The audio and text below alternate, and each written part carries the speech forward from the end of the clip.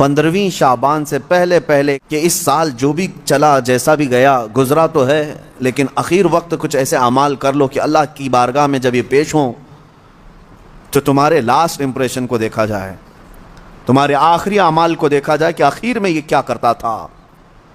اور ہو سکتا ہے اس آخری عمل کی بدولت اللہ تعالیٰ پچھلے تمام گناہوں کو معاف فرماتے ہیں. عزیزان گرامی وقار، شعبان المعظم کا مہینہ اور عنقریب وہ رات آنے والی ہے جس کو ہم شب برات کہتے ہیں،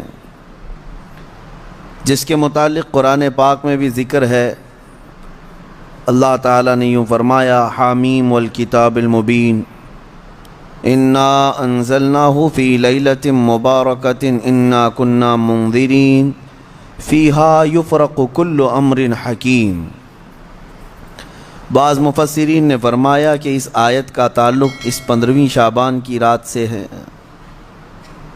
بہرحال اتنی بات تو سارے لوگوں کو پتہ ہوگی کہ اب ہمارے زندگی کا ایک باب 14ویں شعبان کو بند ہو جائے گا اور 15ویں شعبان کو ہمارے نئے سال کے تمام معاملات کا دروازہ پھر سے کھولا جائے گا.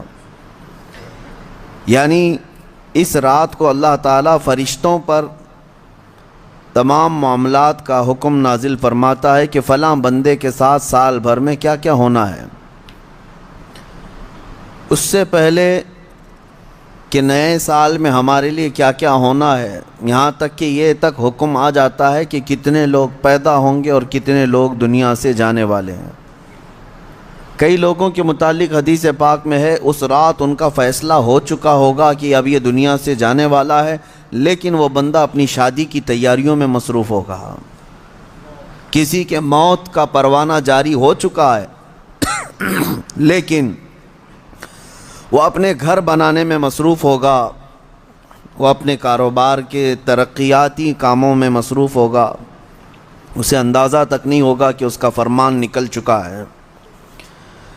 لیکن اس سے پہلے کی ایک بات کہ 15ویں شعبان کو ہمارے متعلق کیا کیا احکامات نازل ہوں گے یہ سال شروع ہونے پر ہے، لیکن اس سے پہلے کہ ہمارے اعمال جو پیش ہوں گے اللہ کی بارگاہ میں سال بھر کے، اس سلسلے میں تو اب ہم غور کر سکتے ہیں. اس لیے کہ یہ بھی فرمایا گیا کہ خاتمے پر سب کچھ دار و مدار ہے اعمال کا.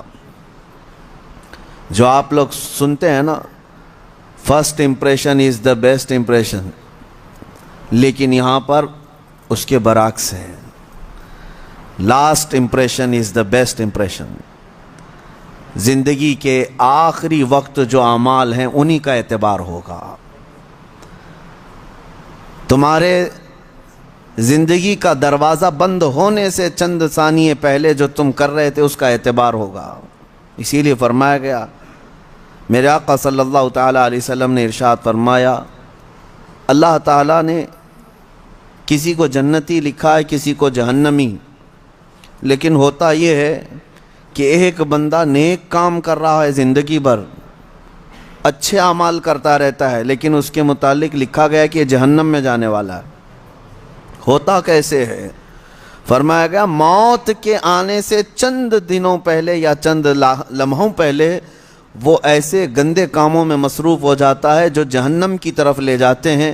انہی کاموں میں اس کی موت ہوتی ہے اور خاتمے پر ہی سب کچھ دار و مدار ہے، پھر اسے دوزخ کی طرف لے جایا جاتا ہے.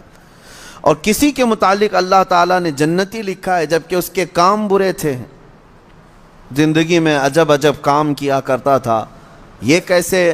فرمایا گیا کہ وہ برے کاموں میں مصروف تو رہتا تھا لیکن موت سے پہلے اچانک وہ اللہ کی طرف آ گیا، مسجدوں کی طرف آ گیا، یہ محافل میں بیٹھنے لگ گیا، اور اسی اثنا میں اس کی موت ہوئی.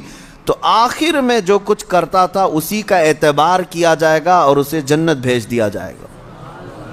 میرے عزیزوں، اب 15ویں شعبان سے پہلے میرے خیال سے 4 یا 5 دن بچے ہیں. اس سال جو کچھ بھی گزرا ہے اس پر اب ایک دروازہ بند ہوگا اور اللہ کی بارگاہ میں اس سال کی کتاب پیش ہوگی.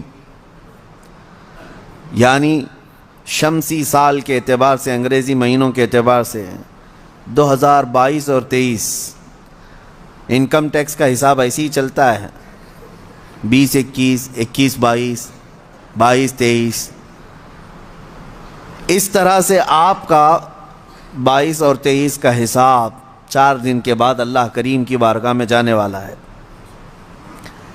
سال بھر کیا کیا کیا، اس کا احتساب بھی ضروری ہے۔ اگر خود سے کیلکولیٹ کرو گے تو فیوچر تمہارا، مستقبل اچھا ہو سکتا ہے۔ اگر احتساب نہیں کرو گے تو پرانی غلطیاں ویسی کی ویسی رہ جائیں گی اور اسی پر تم آگے عمارتیں بڑھاتے چلے جاؤ گے۔ احتساب اولیاء کاملین کی محفلوں کی ایک خاص تربیت کا نام ہے، احتساب۔ یعنی آپ آگے کے اینٹ رکھنے سے پہلے پیچھے ایک بار دیکھ لو کہ مجھ سے خطائیں کہاں کہاں ہوئی ہیں، غلطیاں کن کن باتوں پر ہوئی ہیں، اور اسی کو کہتے ہیں احتساب۔ یہ 4 دن جو آپ کے پاس بچے ہیں اس احتساب کے لیے بہت عمدہ ہیں۔ اور پھر ہو سکے تو جیسے ہمارے بزرگوں کا معمول ہے، ہم 14 شعبان کو بھی 15 شعبان کو بھی روزہ رکھ لیتے ہیں۔ وجہ کیا ہے؟ بعض لوگ خامخواہ ہم سے بحث کر رہے ہیں، اس کی دلیل کہاں ہے، اس کی دلیل کہاں ہے، یہ کہاں سے ثابت ہے، وہ کہاں سے ثابت ہے۔ ان کو شب برات کے روزوں کے متعلق بڑی عجیب سی بات